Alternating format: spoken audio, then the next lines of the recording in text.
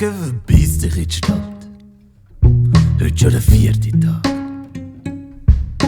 Alles verschwimmt, wird weich und nass.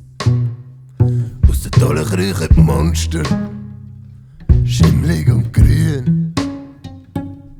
Um die Ecke beim Bäcker zieht ein Piratenschiff.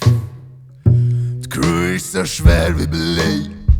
Sie sehen zwar noch gefürchtig aus, doch ihre Säbel sind schon gestern rostig gsi.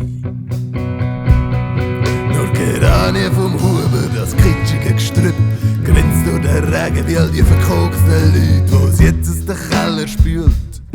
All die Banker und Typen, wo der Hof ist Sprüch, ihr seid damit Typen. Das Wasser ist blau und kalt und warm, es fließt aus den Augen durch Täler in See und Land, fließt einfach vorbei.